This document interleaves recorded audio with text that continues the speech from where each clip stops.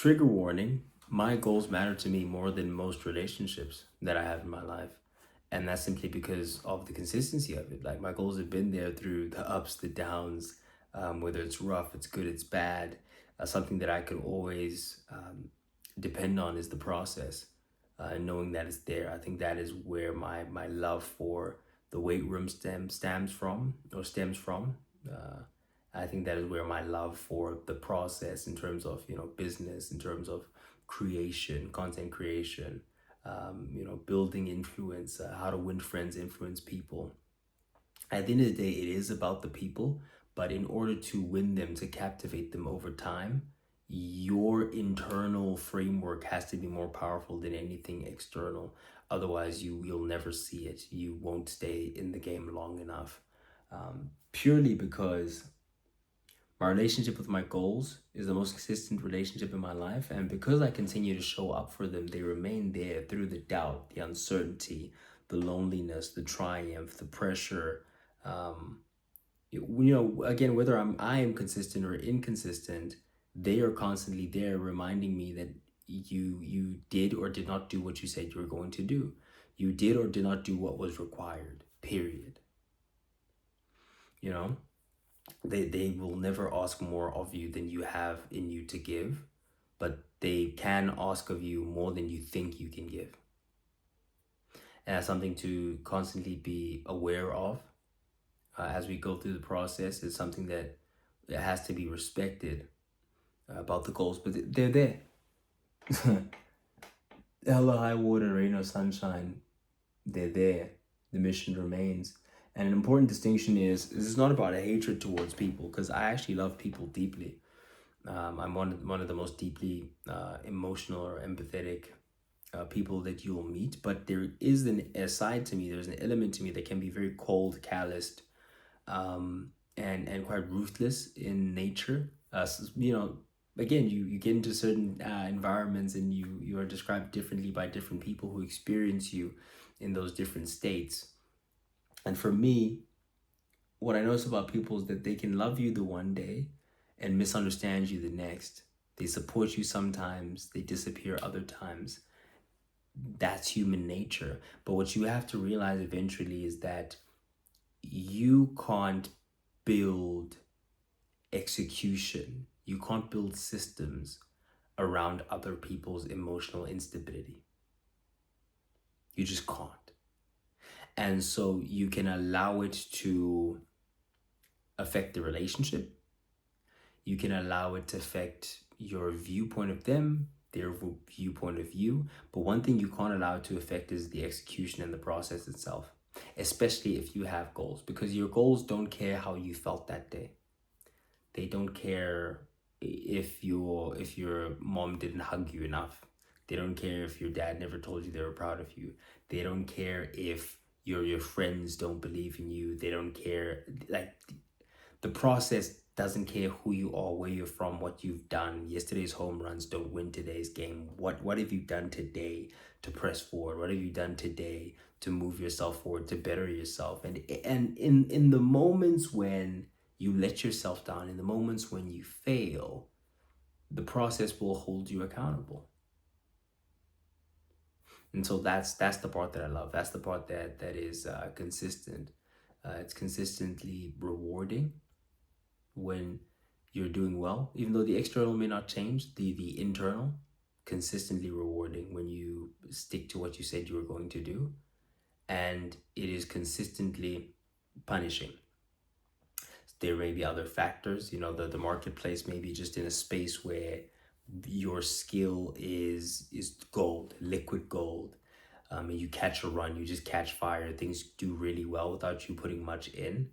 And there could be seasons where it's quite dry, and no matter how much you put in, it just doesn't seem like things are working out for you. But the process itself is consistent. So the conditions and the market around the process may change, but the process itself and whether you get the thing done and how many reps you execute are ultimately what's going to determine your success in the long term. And that's real, because you can always shift and pivot through industries. But the core skills, the person you build, that's the ultimate asset that you're building throughout this process. is you. And so continue to invest in you and plug in you and um, believe in you. Build a relationship with yourself where you can depend on you.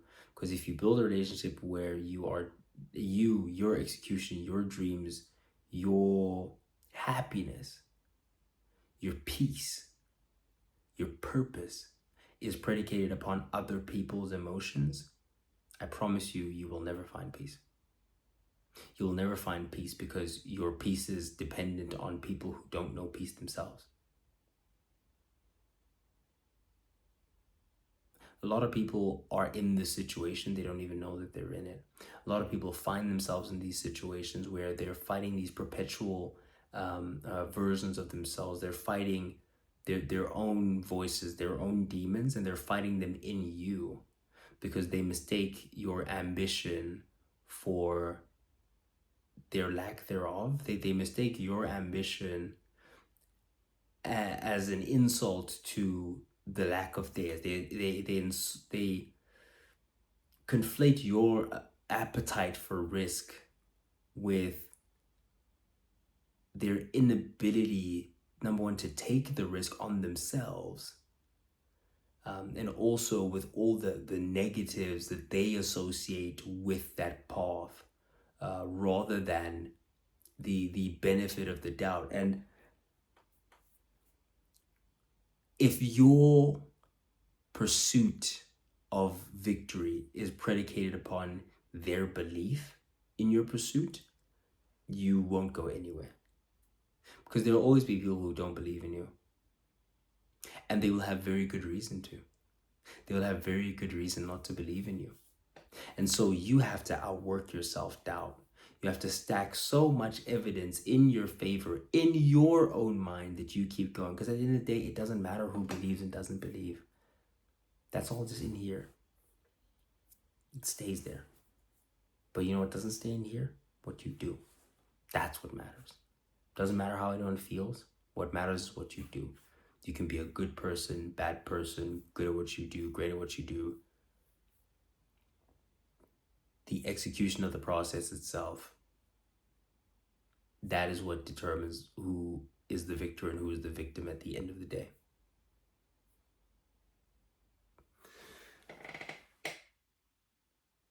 And so the big realization that came to me is that I've never regretted focusing on the task. I've never regretted focusing on the mission itself. There was never a point where I felt that, man, I wish I'd worked less. I wish I hadn't dedicated myself that much.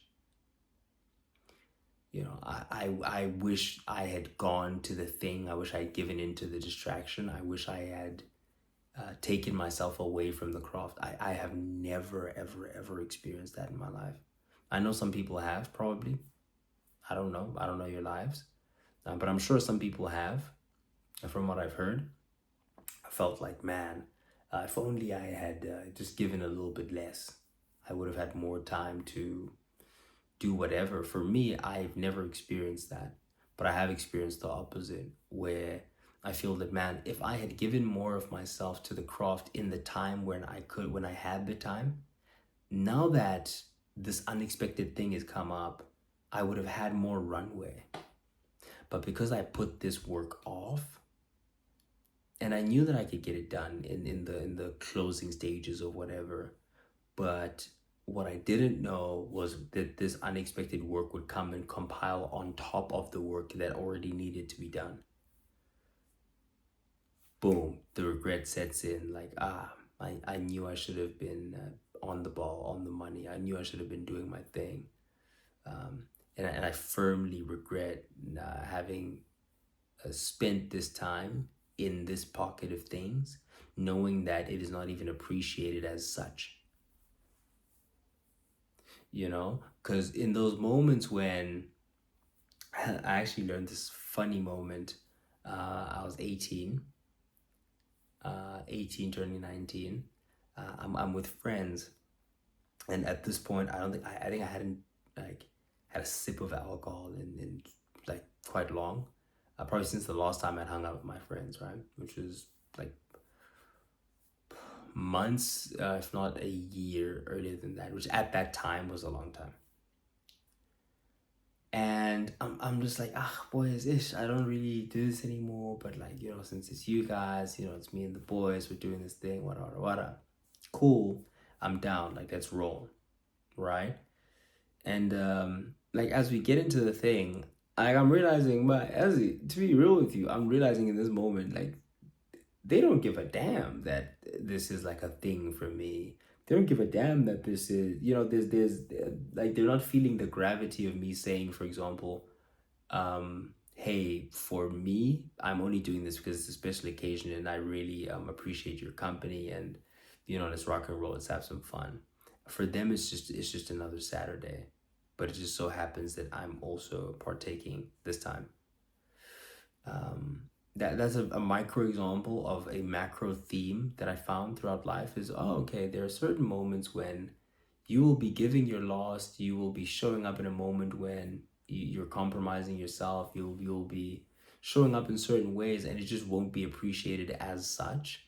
Like it'll be seen, it'll be recognized at some points or another, but ultimately there's no point in time when you are ever going to compromise or go against what it is that you want to do, where it is that you want to go, what direction you want to take your life, and you will feel fulfilled by the fact that another human being is validating the action that you're taking that is against what you want to do at the end of the day.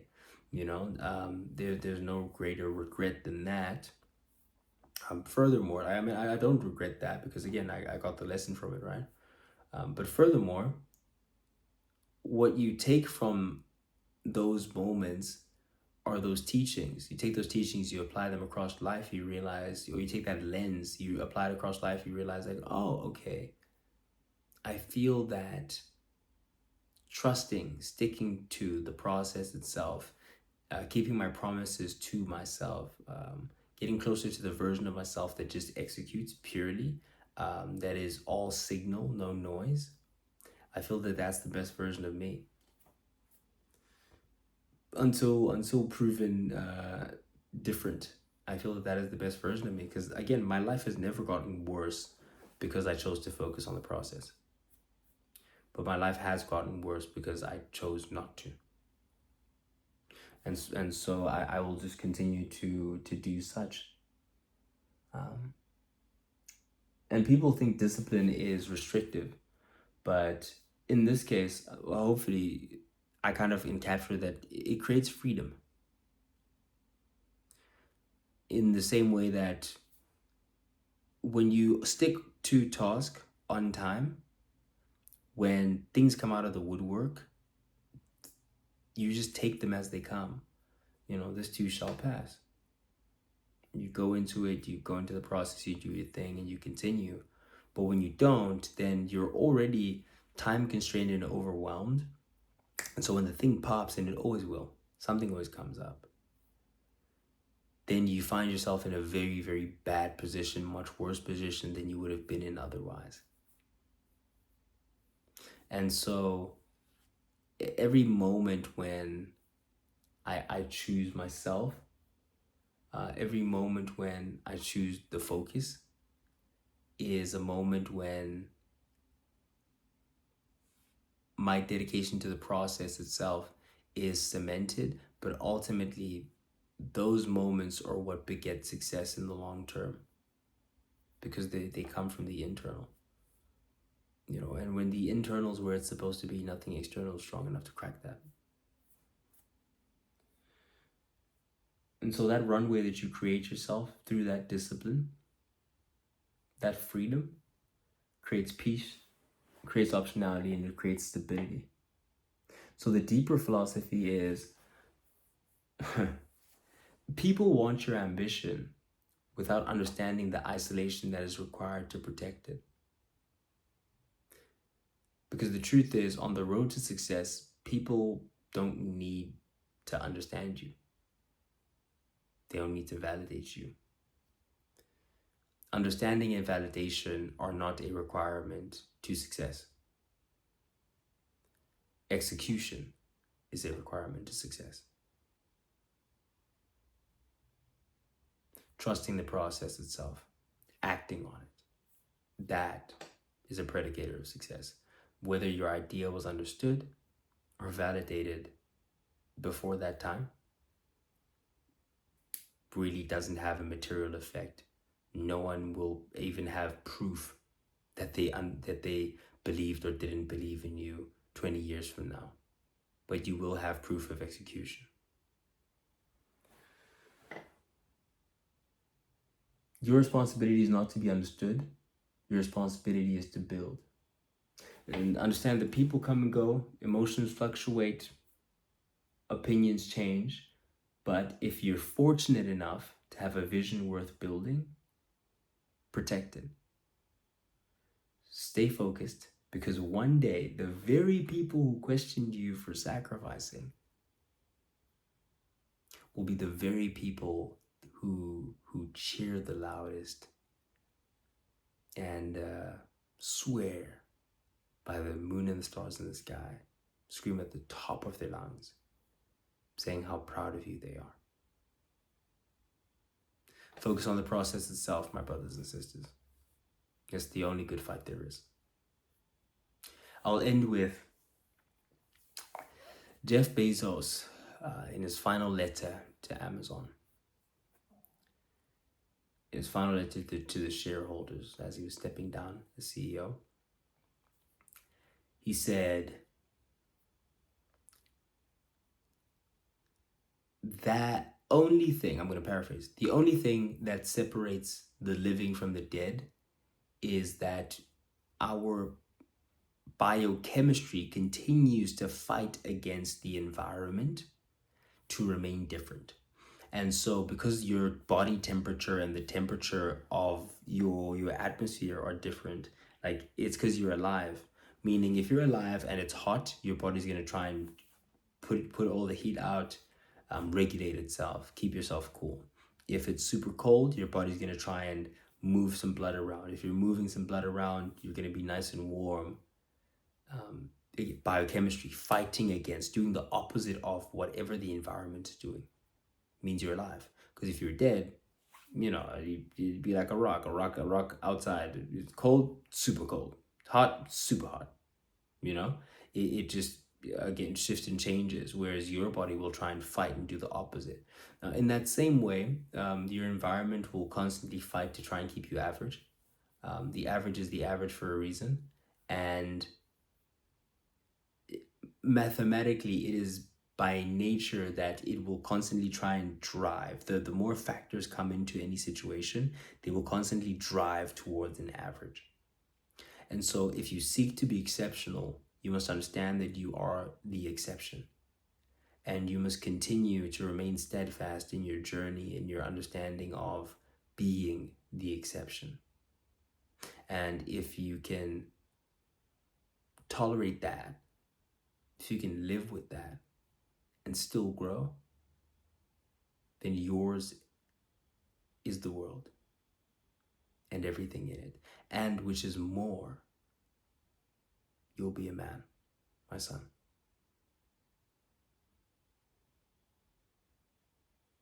Thank you guys for watching. Entrepreneurs, Legacy Africa, tap in, link is in the description. If you're not an entrepreneur but you still enjoy the videos, I appreciate you. Thank you for watching. Please do hit that subscribe button. It means the absolute world to me. Till next time, I've been Sage, standing on business. Signing out. Apologies for the audio quality, by the way. My mic is charging up. I'm still going to use it for shorts. But anyway, appreciate you for tapping in, man.